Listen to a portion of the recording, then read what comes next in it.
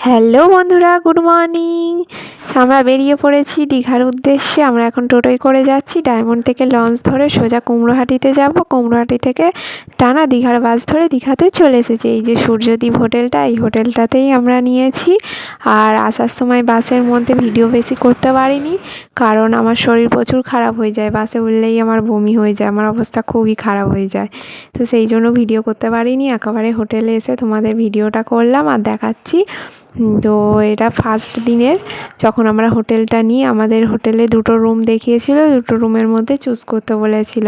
তো আমার এই রুমটা খুবই পছন্দ হয়েছে, সেটাই তোমাদেরকে দেখাচ্ছি। তোমরা দেখতে থাকো, তোমাদের কেমন লাগে অবশ্যই জানাবে। এই দ্বিতীয় রুমটা এটাই। তো আমরা আগের রুমটাই নিয়েছিলাম, যেটা ফার্স্টে দেখিয়েছিল, ওটা খুবই ভালো লেগেছিল। তো তোমাদের কেমন লাগে অবশ্যই আমাকে জানাবে। আর তোমরা কে কে দীঘা ঘুরতে পছন্দ করো সেটা কিন্তু অবশ্যই জানাবে। এই দেখো পুরো সমুদ্রের সামনে। আর এই যে 301 নম্বর রুমটা দেখো।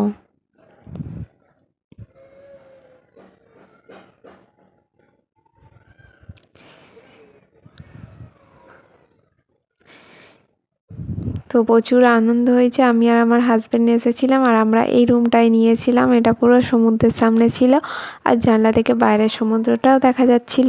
পুরো সমুদ্রের কাছাকাছি এই ভিউটা দেখতে জাস্ট অসাধারণ ছিল। আমরা দেখছিলাম, অসাধারণ ভিউ ছিল। আরও সন্ধেবেলাতে যা দারুণ লাগছিল না। এর পরের ভিডিওতে আমি তোমাদের সন্ধেবেলা ভিউটাও দেখাবো, সেটা দেখবে তোমরা। তো ভিডিওটা এডিট করা হয়নি, অনেক দিন ধরে এডিট করব করে ভাবছিলাম। দীঘায় কিন্তু আমরা অনেক দিন ঘুরে এসেছি, তোমরা ভেবো না যে আজকের গিয়েছি। তো ভিডিওটা আজকেরই এডিট করে তোমাদেরকে দেখাচ্ছি, আর যা যা খেয়েছি সেটাও তোমাদেরকে দেখিয়ে দিলাম। হ্যালো বন্ধুরা, আবার পরের ভ্লগটা নিয়ে চলে এলাম। আমরা এখন সন্ধেবেলা একটুখানি ঘুরতে যাচ্ছি বাইরে, আর সেটাই তোমাদেরকে দেখাবো। তোমরা সঙ্গে থাকো আর দেখতে থাকো। তো তোমরা অনেকে যারা বলছো বরের সাথে ভিডিও দাও, বরকে দেখবো এই ভ্লগের মধ্যে। আমার হাজব্যান্ড কিন্তু আছে, আশা করি তোমরা সবাই আমার হাজব্যান্ডকে দেখে নিয়েছো। তো কেমন লাগলো অবশ্যই জানাবে, আর আমার ভিডিওগুলো কেমন হচ্ছে সেটাও জানাবে। আর এই যে এখন আমরা কুলপির আইসক্রিম দোকানে চলে এসেছি। এখানে কিন্তু কুলপি আইসক্রিমগুলো হেভি ছিল, আমার খুব পছন্দ হচ্ছিল, কারণ অনেক রকম ফ্লেভার দিচ্ছিল, একটু নতুনত্ব করছিল, অনেক রকম টাইপের করছিল আর কি নতুনত্ব, যেগুলো আমি এখানে খাইনি, ওখানে গিয়েই খেয়েছি, আমার খুব ভালো লেগেছিল। আর তারপর আমরা চলে এলাম পাপড়ি চাট খেতে।